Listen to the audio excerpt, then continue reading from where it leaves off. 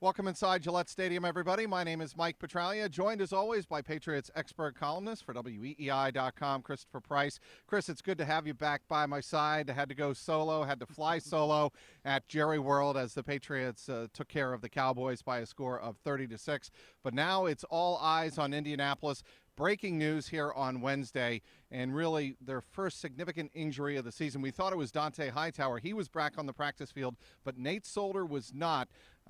The reports have come out that Nate Solder tore his right biceps. He will be done for the year. Surgery, according to Boston Globe's Jim McBride, scheduled very soon. So where do the Patriots go from here? I know on WEEI.com on the blog you wrote that the Patriots have been down this road before with one of the potential replacements. Yeah, I think the natural inclination is to default to Marcus Cannon as the new left tackle. Now, that does make some sense because he did get the bulk of the reps last Sunday when Solder went down against the Cowboys. So you immediately go there, and like I said, on the surface, it seems to make a good idea, or it seems to be a good idea. But then you go a little bit deeper and you realize that Sebastian Vollmer, the current right tackle, has played some left tackle over the course of his career, started 5 games there back in 2009 as a rookie, filling in for an injured Matt Light. One of his best games, maybe one of the best games of his career as an offensive lineman, came there, held Dwight Freeney completely sackless that night. That was the night of the 4th and 2 game. So he does have some experience there. There's some other options there as well. You can promote Cameron Fleming from the practice squad. If you decide to move Vollmer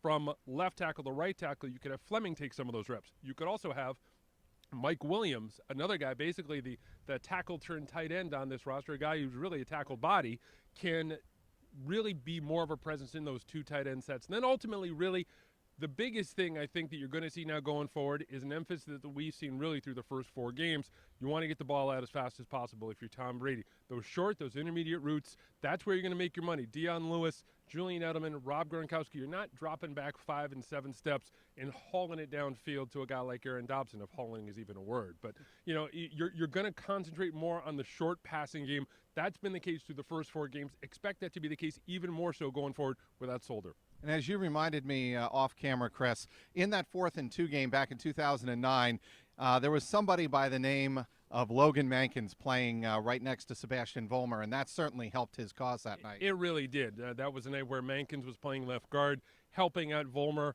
on some of the protection. So you can look at that game and you could say, well, sure, you know, Vollmer played as well as he did because he had a Pro Bowler next to him. But I think given where Vollmer is right now at this stage of his career, it would seem to make sense. Moving from right to left, you can mix and match over there on the right-hand side. You can roll Cameron Fleming out there.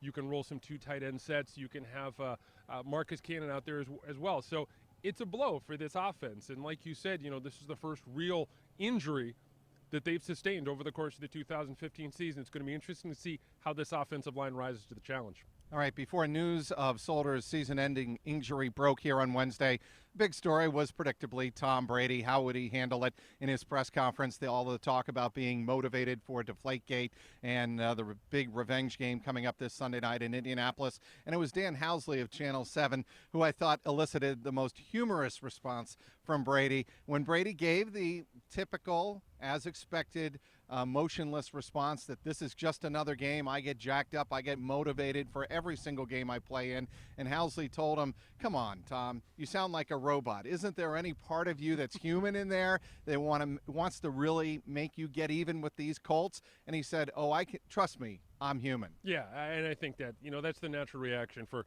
you know, the two of us who've been watching Brady ever since he came into the league back in 2000. He's kind of likes to underplay it a little bit. He'll get emotional on the field. He'll get fired up on the field, and we've seen that before. We saw that last Sunday against the Cowboys. But in that kind of setting, it wasn't that much of a surprise. He very rarely, if ever, kind of strays off topic. So all things being equal, it wasn't a shock to see him react the way he did. The other thing I think, Chris, to keep in mind is that's also his way of telling himself, look, it's Wednesday. We've got a lot of work to do, and we can't spend emotional energy this early in the week when we've got to save it for Sunday. Yeah, you need to, and Bill has talked about this on a number of occasions, you need to build to Sunday. You can't come out on Wednesday completely jacked up because there's no place to go from there emotionally. So listening, Rex Ryan? Yeah, exactly. You know, you see the veteran quarterback, you see the 38-year quarterback. Look, this isn't his first rodeo. He's been around this before. He's been around big games before. He's been around revenge games before. We were talking about this, you know, earlier in the morning, the Spygate game in 2007 here against the Jets late in the season. that was probably a bigger revenge game for the quarterback for the franchise. This isn't too far removed, but at the same time, I might been around debate this that. before. He's been around. My ultimate point, though, I mean, he's been around these kinds of games before. If he comes out on Wednesday, guns blazing, for lack of a better term, there's no place to go, from here to Sunday. There's a long time between now and Sunday. It's all about building to a point on Sunday. I really think, Chris, though, going back to that comparison, certainly Spygate up until this year was by far and away the biggest revenge game this organization has ever had, and it still might be the case. But I think given the persecution and the prosecution of Tom Brady that took place in this offseason, I think the Patriots were under much more scrutiny this offseason by not just sports media, but the national media as well. Well, we had all offseason to kind of chew it over. I think that was the biggest difference, at least logistically, maybe if you're looking at it from a calendar perspective. I think that when you look at the 2007 season and you look at the Spygate revenge game here, December of 2007, that didn't marinate over the course of several months in the offseason.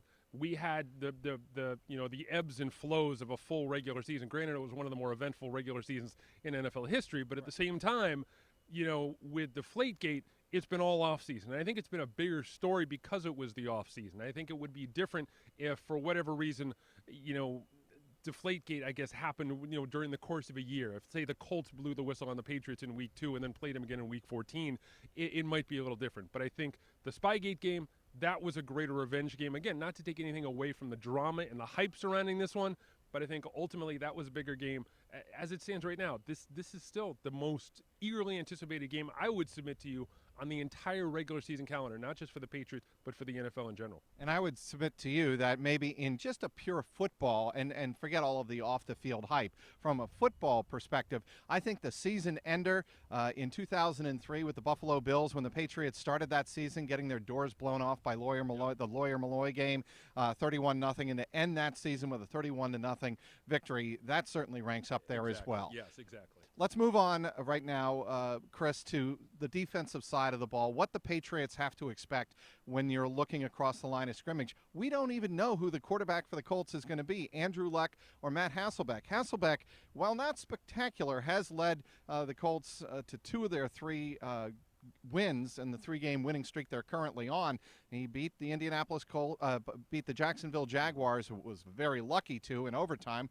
Thank you to Josh Scobie. And then the Houston Texans on Sunday night, on that Thursday night game, in a game in which really neither team played that well. Yeah, exactly. Look, Matt Hasselbeck is who he is. I'll say this. He's been the best backup quarterback that franchise has seen maybe in the last 20 years or so, but he is a backup quarterback nonetheless. I think that he's been a placeholder. I think the game changes a little bit. Not dramatically. They don't completely throw the game plan out the window, but the game changes a little bit when you're talking about Hasselbeck versus Luck. Luck has more tendency to run as opposed to staying in the pocket. They also have a tendency to get a little bit more vertical when you have Andrew Luck in there.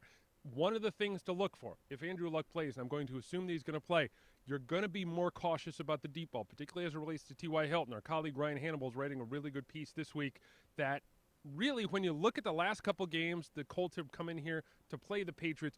They've been able to shut down T.Y. Hilton, whether it's been Kyle Arrington, Darrelle Revis, whoever. They don't have that shutdown corner at that spot now. You're going to be faced with a real question for the Patriots. How do you want to deploy your defensive backs? Do you want to try and make T.Y. Hilton your focus? Do you want to try and look somewhere else? Do you want to try and make, whether it's Andre Johnson?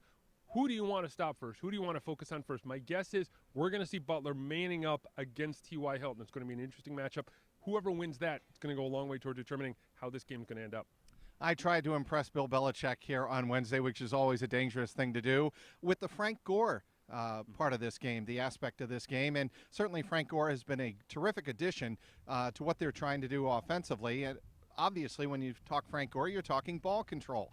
Well, when I brought that up to Bill Belichick, he said, well, remember, last year the Colts led the league in time of possession advantage, and certainly they are way up there again this year. But I think for the Colts to even remotely have a chance in this game, a lot of it's got to fall on the shoulders of Frank Gore. Yeah, exactly. You're going to have to control the ball. You're going to have to keep Tom Brady and the rest of the Patriots offense off the field. I think if you can do that, you can put together some long, sustained drives. Then I think the Colts have a chance in this one. If they go 3 and out early and the Patriots get up on them 10, 14 points in the early going, they're going to have to throw the game plan out the window. They're going to have to throw the ball probably more often than they would like to, and that's going to make things easier for the Patriots because it's easier to tee off on a team when you know they're one-dimensional. Okay, I'm going to ask you a two-part question. Obviously, I always ask you to end these segments, who's going to win the game?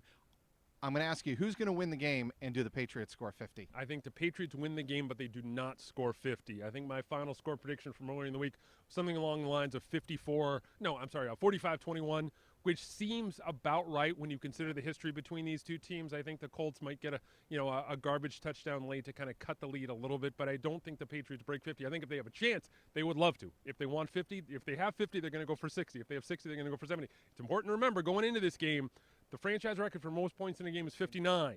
And so I think if the Patriots have a chance, or I think if the Patriots are so inclined, they're not going to run the ball a lot late. I think if they're if they have a chance, they're going to throw the ball. They're going to try and put up as many points as possible, given the history between these two franchises. And the Patriots, Chris, have scored 59 points twice. They did it, of course, in that 2009 game here on that freakish snowstorm in October against the Tennessee Titans. They shut them out 59-0. They also scored 59 points in 2012, Andrew Luck's first ever game against the New England Patriots when the Patriots blew them out 59-28.